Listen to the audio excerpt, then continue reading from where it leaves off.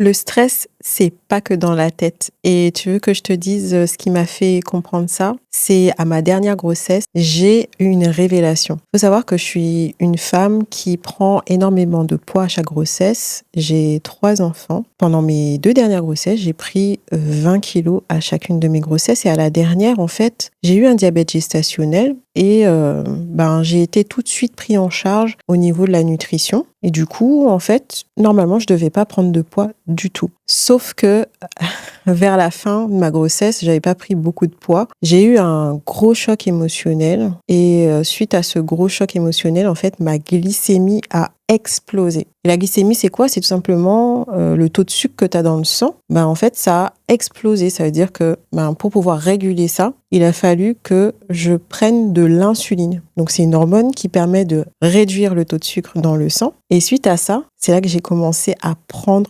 énormément de poids. En l'espace de 2-3 mois, j'ai dû prendre les 15 kilos qui me manquaient, en fait. Et c'est là que j'ai compris, en fait, le lien entre le stress, la colère, les émotions et la prise de poids. Parce que ce choc émotionnel ça m'a anéanti, on va dire. Et le problème, c'est que quand tu as le diabète gestationnel pendant que tu es enceinte, tu peux pas te mettre en colère. Donc, je me suis mis en colère. Mais comme je t'ai dit, les hormones, elles sont parties en vrille. Et donc, c'est de là que tout s'est déréglé. Et c'est là que j'ai compris que finalement, en fait, le stress a un impact sur notre mental, sur nos émotions, mais aussi sur notre poids. Et je l'ai bien vu, aussi certaines femmes, pareil, que j'ai accompagnées, elles ont ce stress qui est permanent. Et je vais te raconter l'histoire un peu d'une de mes clientes qu'on va appeler Charlotte. Et Charlotte, c'est une femme qui est responsable d'une grosse entreprise. Elle doit tout gérer de A à Z, autant à la maison qu'au travail. Et donc, en fait, dès qu'elle se réveille le matin, elle est déjà en stress à devoir s'occuper de ses enfants, arriver à l'heure à l'école. Une fois qu'elle a déposé ses enfants à l'école, elle était en stress parce qu'elle se demandait si elle allait arriver à l'heure au travail. Une fois arrivée au travail, en fait, elle commençait à consulter ses mails, etc.,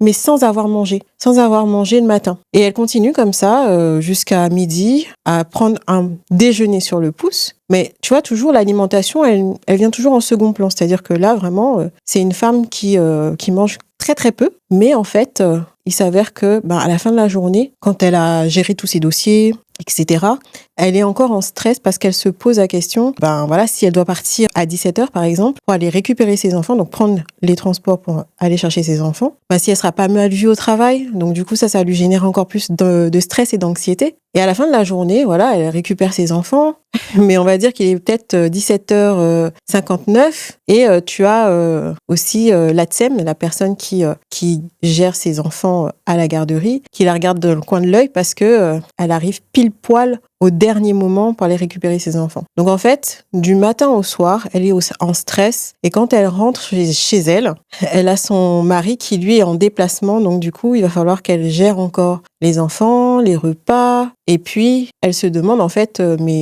comment est-ce qu'elle va réussir à tenir le coup? Et en fait, il y a ce truc qui vient, qui est plus fort qu'elle, elle a envie de sucre, mais une envie tellement forte qu'elle peut pas résister en fait. Et c'est ce truc-là en fait, on a l'impression que c'est peut-être un manque de discipline ou un manque de volonté, alors que depuis le matin, elle est déjà en train de tenir parce que il faut tenir, il faut gérer. Et elle n'a pas un moment de répit pour elle, pour souffler. Et la seule chose qu'elle a, c'est de manger. Le truc, c'est que, en fait, on s'en rend pas compte. Mais en tant que femme, on porte tellement de choses que on pense que c'est parce qu'on a quelque chose qui nous manque, qui fait que on n'arrive pas. Enfin, je dirais, c'est pas qu'on n'arrive pas. C'est qu'on se on se demande si c'est nous qui avons un problème. Pourquoi est-ce qu'on n'arrive pas à gérer?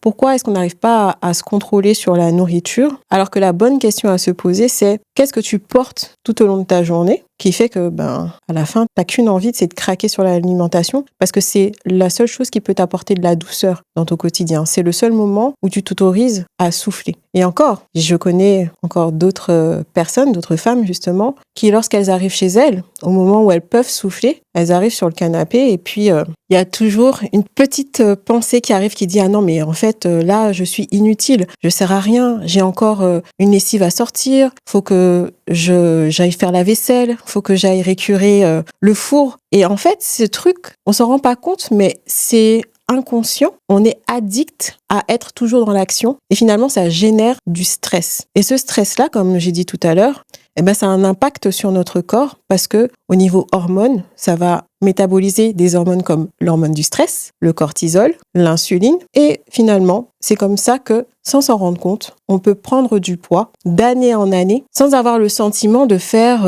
des choses extraordinaires. Et c'est en ce sens-là, en fait, où j'aimerais vraiment que les femmes prennent conscience que quand on prend du poids, on nous dit souvent de faire un régime, de bouger plus, d'arrêter de manger du sucre, d'arrêter de manger des féculents. Sauf que le vrai combat, en fait, il n'est pas forcément là, il n'est pas uniquement là, on va dire ça comme ça, mais il est aussi dans tout ce stress et toute cette pression qu'on s'impose, ou même des fois qu'on subit, ne serait-ce que par la charge mentale d'avoir à tout gérer. Et c'est peut-être là le point de départ qu'il faudrait aussi regarder, voir comment est-ce que toi, en tant que femme, tu peux réussir des fois à peut-être ralentir sans culpabiliser aussi et te demander comment est-ce que tu peux faire les choses pour que tu puisses avoir de l'espace aussi dans ton quotidien. Peut-être que déjà le matin, c'est de te lever peut-être 5-10 minutes plus tôt pour t'organiser un vrai repas, un vrai petit déjeuner parce que comme je t'ai expliqué tout à l'heure, ma cliente, elle prenait pas de petit déjeuner, elle allait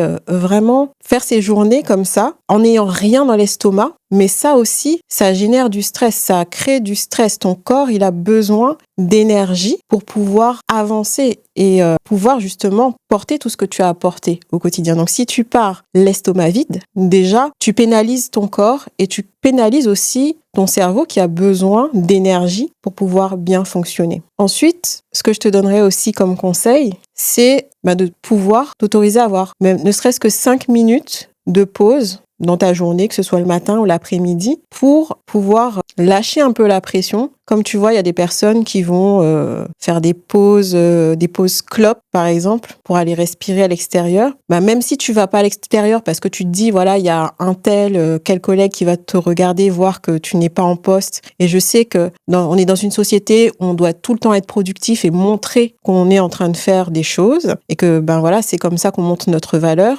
Tu peux le faire discrètement, prendre ne serait-ce que 5 minutes de pause dans ta journée pour respirer, pour ne serait-ce que lever la tête de ce que tu fais pour pouvoir aider aussi ton corps à se détendre. C'est comme une batterie de téléphone au final. Quand tu vois que elle arrive à un certain stade, des fois, automatiquement, tu vas recharger la batterie, tu vas lui donner de l'énergie. Là, c'est pareil. Ton cerveau, il a besoin aussi de se régénérer. Et pourquoi je te dis le cerveau? Parce que, comme je te l'ai dit, c'est lui qui va tout orchestrer. Et c'est lui qui va, au niveau des hormones, au niveau de ton énergie, c'est lui qui va tout gérer. Donc, quand tu fais ça, tu aides aussi, comme on parle souvent de santé mentale, c'est comme ça que tu vas pouvoir t'aider. Donc voilà, c'est déjà ces 2 tips-là. Et j'avais aussi envie de te parler de Marie, qui, elle, avait une difficulté, justement, elle est vraiment...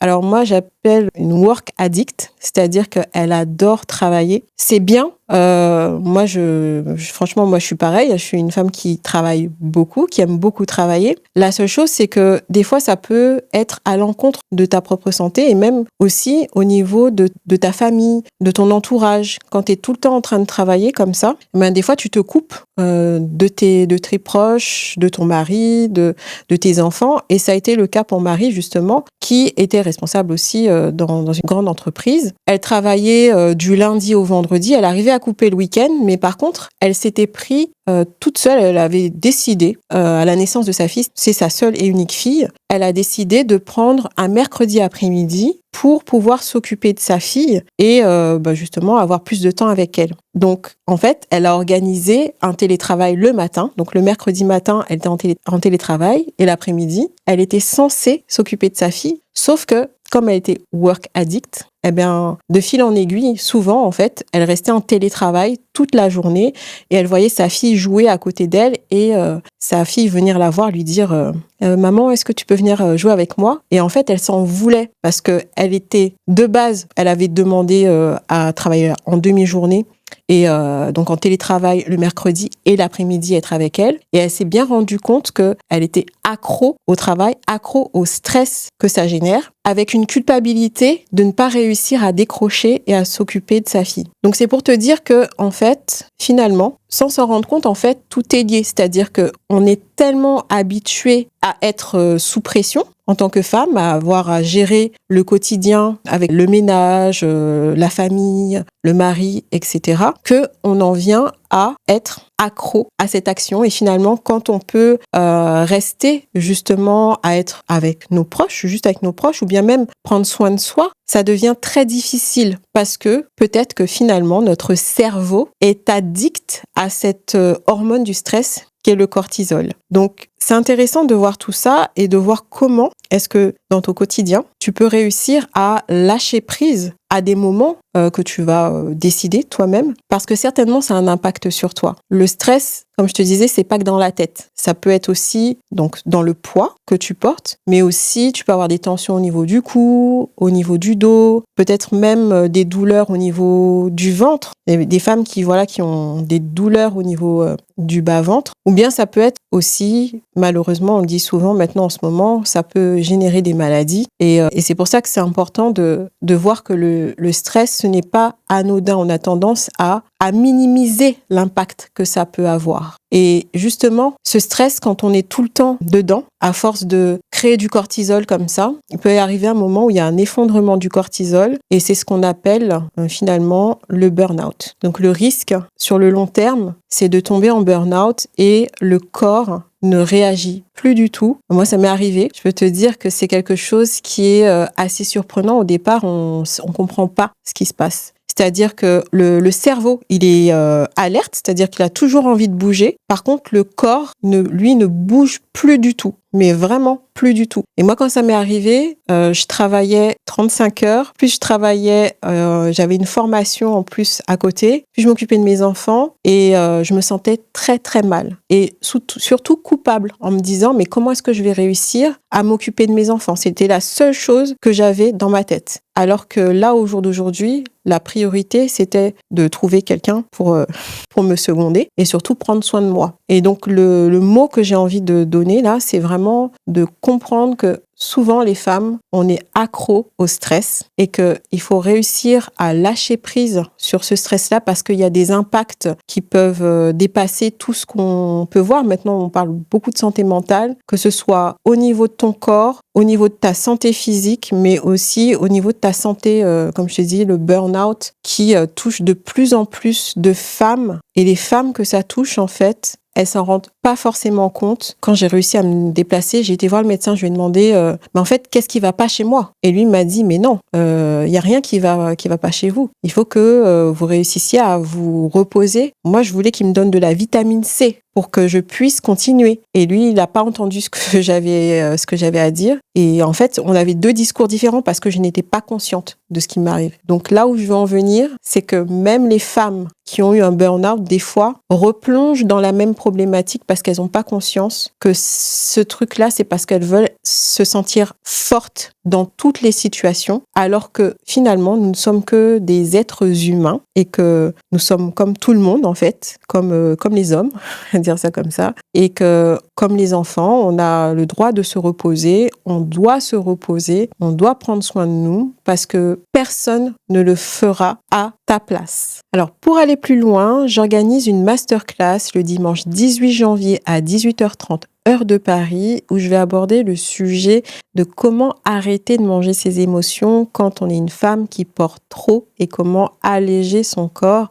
Et le lien pour s'inscrire gratuitement est dans la description. Je t'invite à t'inscrire et j'ai vraiment hâte de partager tout ce que je sais avec toi et je te dis à bientôt dans une autre vidéo.